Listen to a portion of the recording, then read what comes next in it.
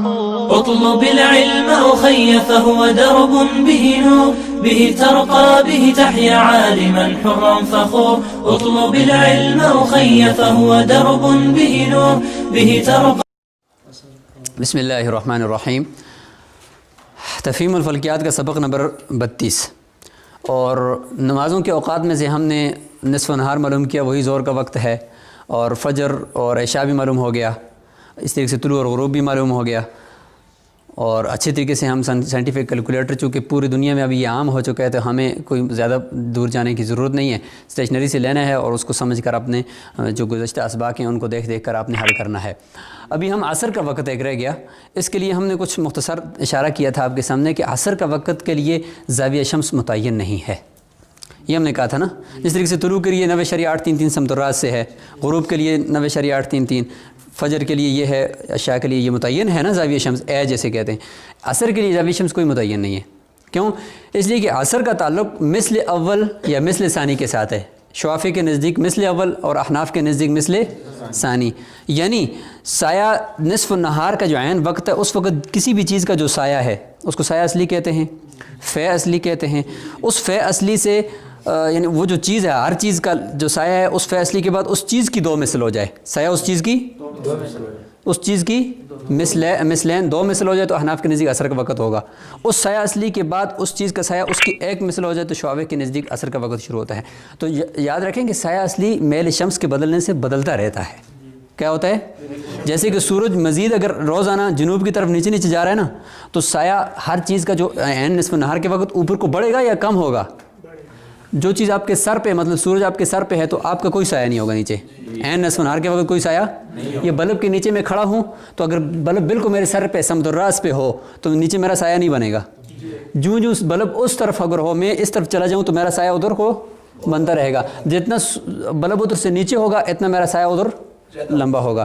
تو اب عین نصف النہار کے وقت میں سورج جب عین نصف النہار میں ہمارے جنوب کے بالکل اس طرح سامنے آئے گا تو ہمارا سایہ عین نصف النہار کے وقت ذرا لمبا ہوگا. کیوں؟ اس لیے کہ سمت الراس میں ہمارا یعنی سمت الراس سے سورج آج کل بہت نیچے جا رہا ہے، نومبر کا مہینہ ہے نا، تو سمت الراس تو روزانہ سایہ ہمارا بڑھتا جا رہا ہے آج کل. اور پھر جو سورج جدی سے اوپر آنا شروع ہوگا نا تو ہمارا سایہ ادھر سے گھٹنا شروع ہوگا. عین نصف نہار کا سایہ مراد ہے، اس کو سایہ اصلی کہتے ہیں. ٹھیک ہے جی، ہر وقت کا سایہ مراد نہیں ہے. اچھا، تو جب سایہ اصلی بدل رہا ہے تو سایہ اصلی کے بعد ہم نے ایک مثل جانا ہوتا ہے تو وہ ایک مثل بھی بدلتی جا رہی ہے روزانہ، وہ دو مثل بھی کیا ہو رہی ہے؟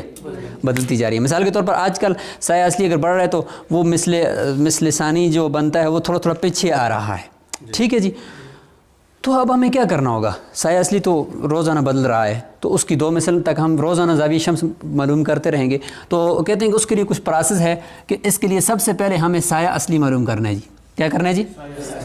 سایہ اصلی معلوم کریں گے. جس وقت آپ عصر کا زاویہ معلوم کر رہے ہیں تو اب زاویہ شمس جو 108 ہے دوسرے اوقات کا 9.83 تو اس تک پہنچنے کے لیے پروسیس کرنے کے سب سے پہلے سایہ اصلی معلوم کرو بھائی. ٹھیک ہے جی، سایہ اصلی معلوم کرنے کے بعد دوسرا پروسیس دوسرا جو سٹیپ ہوگا وہ یہ ہوگا کہ پھر زاویہ شمس ہم معلوم کریں گے. اس زاویہ شمس تک ہم پہنچیں گے کہ عصر کا زاویہ شمس عصر ثانی کا کیا ہے. ہمارے نزدیک عصر ثانی ہے، احناف کے نزدیک عصر اول ہے. اس کے بعد تیسرا نمبر ہوگا زاویہ شمس کے بعد اسی زاویہ شمس کو ہم اے میں محفوظ کر کے ساتھ ہی زاویہ معلوم کریں گے. جی ٹھیک ہے جی، چوتھے سٹیپ پر جا کر ہمیں عصر کا وقت کا پتہ چلے گا جی، کیونکہ ساتھ ہی زاویہ ملے گا، اس کو نصف نہار کے ساتھ جمع کریں گے تب ہم جا کر عصر کے وقت تک پہنچیں گے. یہ بات سمجھ میں آئے گی. تو یہ 4 پروسیس ہوں گے، 4 مراحل سے گزرنے کے بعد ہمیں عصر کا وقت معلوم ہوگا، پہلے نہیں ہوگا. تو آج ہم صرف کیا کرتے ہیں جی؟ سایہ اصلی معلوم کرتے ہیں سب سے پہلے کہ آج کا سایہ اصلی کیا ہے. اچھا، سایہ اصلی کیسے معلوم کریں؟ سایہ اصلی معلوم کرنے کے لیے تو ظاہر ہے کہ ایک تو دائرہ ہندیہ تھا کہ لکڑی کھڑی کرو تو عین نصف نہار کے وقت جو اس کا وہ دائرہ ہندیہ کو دائرہ لگاؤ اور پھر اس کو نصف کرو تو وہ جو سامنے جو ایک لکیر لگے گی وہ خط نصف نہار ہوگی. دوسرے دن اسی لکڑی کا سایہ اس خط پہ آئے گا تو اس سایہ کو ناپ لیں گے وہ کتنا ہے تو وہی آپ کا کیا ہوگا. تو یہ ایک بہت لمبا کام ہے نا، مشقت ہے اس میں نا. آج ہم آپ کو ایک ایسا طریقہ بتاتے ہیں کہ جس میں آپ کو لکڑی کھڑی کرنا، دائرہ ہندیہ کو معلوم کے ذریعے سے معلوم کرنے کی کوئی ضرورت نہیں ہے. ہم آپ کو آج کے دن کسی بھی لکڑی کا سایہ اصلی بتا سکتے ہیں، بے شک باہر بارش لگی ہوئی ہو، ہم آپ کو بتائیں گے کہ آج آپ کے نصف نہار کے اوپر لکڑی کا سایہ اتنے سینٹی میٹر ہوگا، 1 میٹر لکڑی کا سایہ اتنے سینٹی میٹر ہوگا، ہم بتا سکتے ہیں. وہ کیا ہے جی؟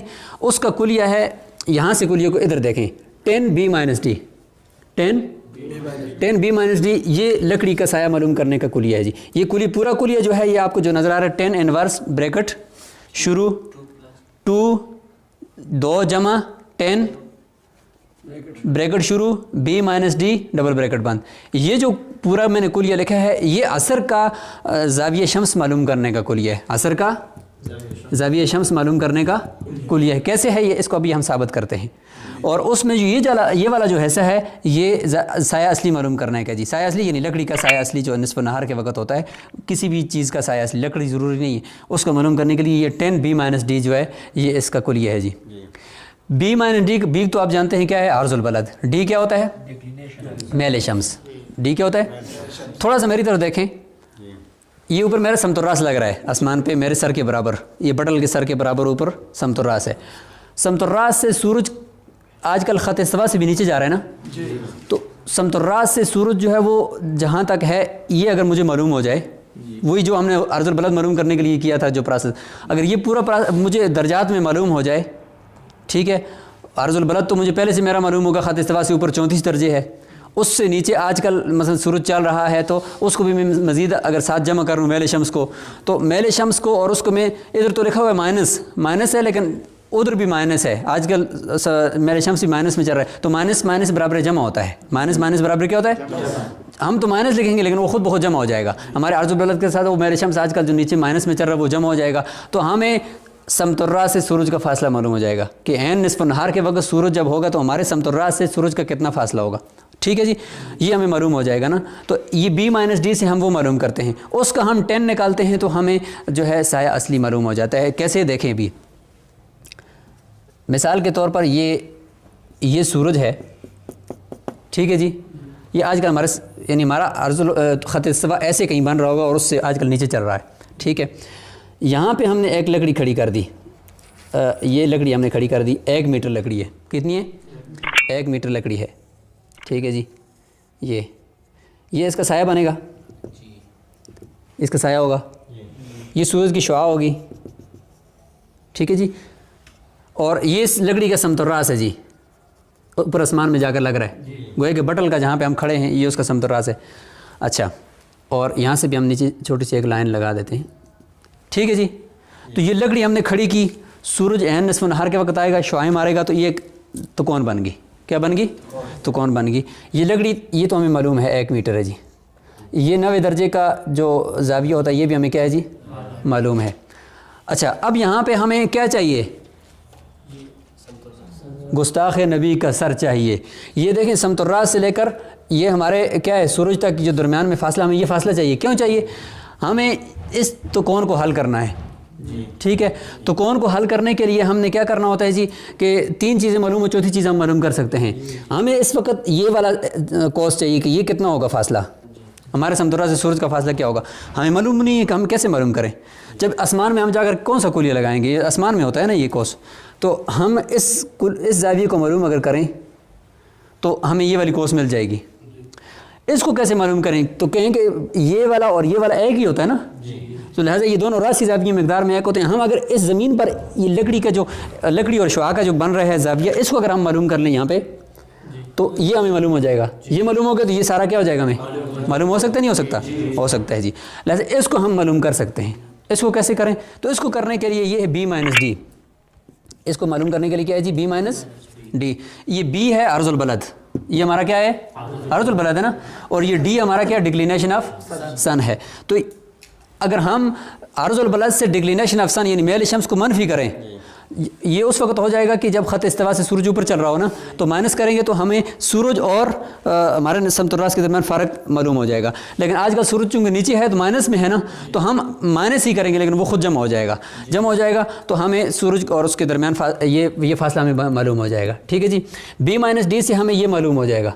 जब ये मालूम हो गया तो हमारे पास 3 चीज़ें मालूम होगी, हम ये साया लकड़ी का खुद ब खुद क्या कर सकते हैं, मालूम कर सकते हैं, ठीक है जी। अच्छा, अब हम चलते हैं B माइनस डी के ज़रिए से। B माइनस डी आज हमारा मेल शम्स क्या है, -19 नवंबर को -19.540। अर्जुल बलद हमारा क्या है 34.58, ठीक है। अब आप लिखें कैलकुलेटर में 34.58 माइनस ब्रैकेट के अंदर लिखें -19.540 ब्रैकेट के अंदर लिखें -19.540 ब्रैकेट बंद बराबर है 19.574 5 क्या जवाब आया 19.574 आपका जवाब सही नहीं है 34.58 माइनस लिख दिया 34.58 माइनस फिर ब्रैकेट शुरू 54.12 हाँ 54.12 54.12 ठीक है जी यानी समतुर्रात से सूरज जब हमारे निस्फ़ नहार तक पहुंचेगा तो कितने दर्जे का फासला होगा उसके दरमियान 54.12 जी ये है 54.12 मालूम ये हुआ कि ये ज़ाविया है 54.12 ये ज़ाविया क्या है 54.12 जब ये 54.12 है तो अब हमारे पास मालूम हो गए 3 चीज़ें कितनी 3 चीज़ें अब हम ये मालूम करते हैं क्या चीज़ है ये इस ज़ाविये को देखें तो ये क्या है मुतकाबला और ये क्या है मुतसिला तो मुतकाबला और मुतसिला कौन सी निस्बत में होता है 10 में होता है तो 10 लगाएंगे 10 b माइनस डी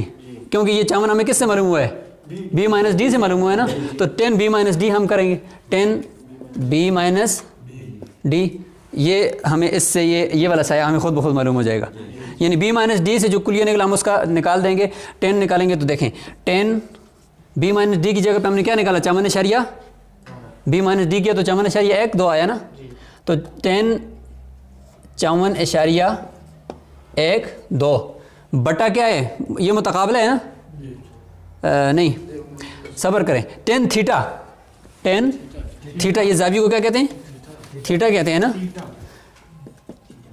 10 थीटा बराबर है मुतकाबला बटा मुतसिला अब थीटा की जगह पे क्या लिखेंगे थीटा हमें मालूम है ना 54.12 बराबर है मुतकाबला क्या है जी मुतकाबला हमें मालूम नहीं है ना मुतकाबला मालूम नहीं है इस तरह लिखेंगे मुतकाबला बटा 1 क्या है मुतकाबला बटा 1 अब आपने लिखना है 10 निकाल दें आप 10 54.12 अच्छा उसी प्रोसेस में अगर चलें तो 10 को हम ये जो 54.12 है ये उधर चला जाएगा ना और 10 अपनी जगह पे रह जाएगा हाँ बल्कि आप निकाल दें यहाँ पे 1.382 ठीक है जी ये है मुतकाबला बराबर है 1 का कोई मतलब नहीं होता ना ये काट देंगे तो मुतकाबला बराबर है 1.382 मतलब ये है कि आज निस्फ़ नहार के वक़्त लकड़ी का साया 1 मीटर और 382 सेंटीमीटर होगा जी ठीक है जी ये हमें साया असली मालूम हो गया तो आज के सबक में हमने साया असली मालूम कर लिया इस प्रोसेस के साथ पहले हमें ये ज़ाविया मालूम करना है b माइनस डी से उसके बाद हमने ये करके हमने लकड़ी का साया मालूम करना है अगले के अंदर हम फिर ज़ाविया शम्स मालूम करेंगे जब हमें ये लकड़ी का साया मालूम होगा साया असली मालूम होगा अब इसकी 1 मिसल और इसकी 2 मिसल पे हम जाएंगे अस्सलाम वालेकुम व रहमतुल्लाहि व बरकातहू।